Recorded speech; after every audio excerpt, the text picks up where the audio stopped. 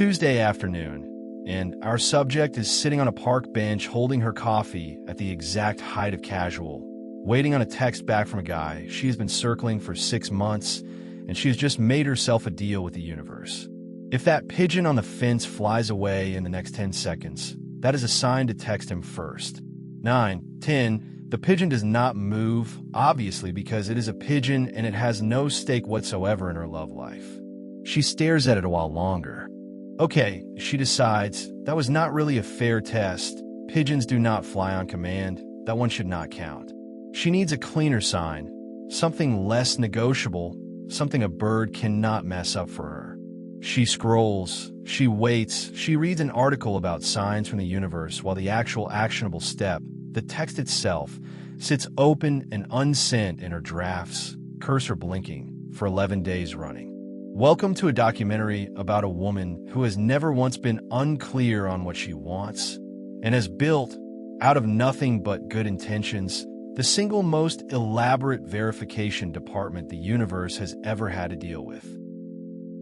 She does send the text, eventually 3 days later, and while she waits for a reply, she opens her music app and makes a new deal. If the next song on shuffle has the word yes in it, that is confirmation she did the right thing. The song that plays is about a breakup, so she rules it inadmissible, wrong genre, bad omen does not count. Second song is about a car, also ruled out for lack of relevance to the situation at hand.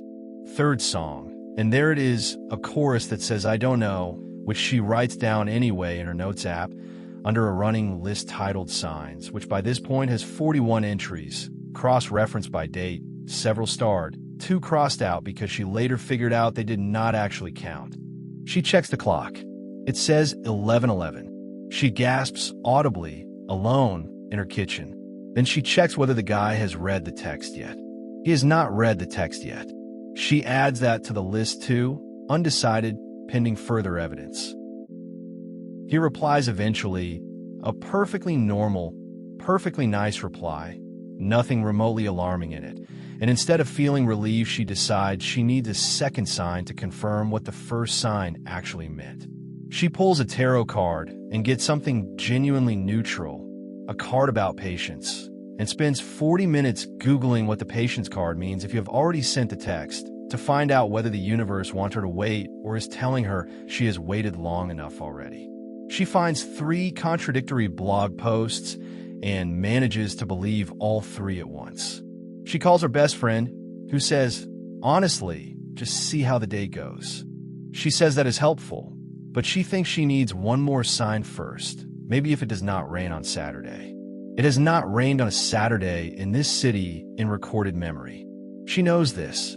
She books the sign anyway, fully aware of the odds, because knowing a sign is rigged in your favor has never once stopped a person from needing it to arrive.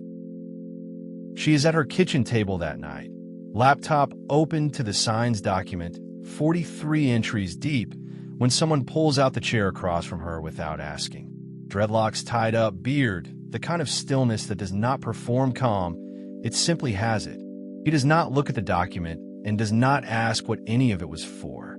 Instead, he says, you know the pigeon was never going to fly on command. She looks up. He goes on quiet. That is not discernment you are doing over there. That is fear, wearing a very well-read spiritual costume. She starts to explain the numerology, the card, the rain, the 11:11. He lets her finish all of it. Then he says every sign you have collected this month has pointed the exact same direction. You have read every one of them and believed none of them enough to stop asking for the next one. That is not a person listening for guidance.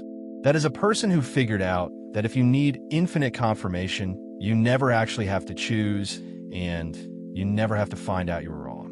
The universe is not withholding an answer from you. You are refusing delivery. What you get to grieve tonight, he says, is the story that you would eventually get a sign so clear, so undeniable, that being wrong would stop being possible. That sign was never coming. Not because the universe does not talk to you, it does constantly, but because removing risk from your life was never actually its job. That is not what a real yes feels like from the inside. It does not arrive stamped and notarized with a return address. It just quietly is, and then you either walk toward it or you do not. Grieve the version of you that thought certainty was a stop on the road to a decision. It is not. It is a waiting room you built so you could sit in it forever and call the sitting faith. And underneath the 43 entries, the songs, the cards, the rain that never comes on Saturday, is something smaller and harder to look straight at. You're not actually scared of getting the wrong sign. You are scared of choosing something, watching it not work out, and having no one left to blame for it. Not a pigeon, not a shuffle algorithm, not the sky. So here's what you actually do with a mind like this. Tool 1, notice the exact moment I need a little more confirmation quietly turn into a permanent policy. A single check-in is discernment. The 40th one is a hiding place with good lighting.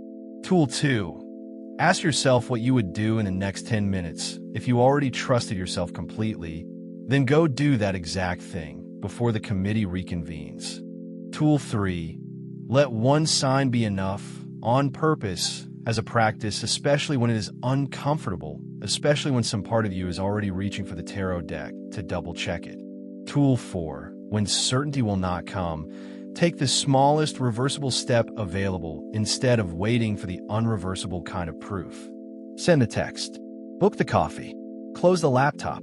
The guide picks up her phone from the kitchen table, turns it over once in his hand, and sets it back down, screen up, unlocked, undecided for her, and says nothing else about it. Weeks later, same bench, same coffee at the same careful height, but this time there is no pigeon on trial and no shuffle running in her pocket. Things with the guy are simply going the way things go, some good days, one slightly awkward one, nothing that required a tarot ruling. She notices herself reaching for her phone to ask the universe something small and pointless, catches it mid-reach, and just laughs out loud, alone on the bench, which is new. She still does not know, in the certainty sense, whether any of this will work out. She has stopped needing to know before she is allowed to keep going.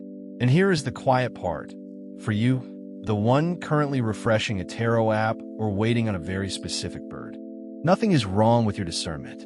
It has just been doing overtime for your fear, and fear is a bad department head. If you want real support, building an actual steady trust in yourself, not another sign to chase, that is the whole idea behind the Purpose Path, our podcast, and the work we do at Chenzo Holistic Coaching. The address is in the description. You do not need one more confirmation. You already know. Hey, this is Chenzo. If this touches something in you, like this video and subscribe and share it with somebody who needs it. And if you want real help on your path, come to chenzoholisticcoaching.com. The link is below. With love.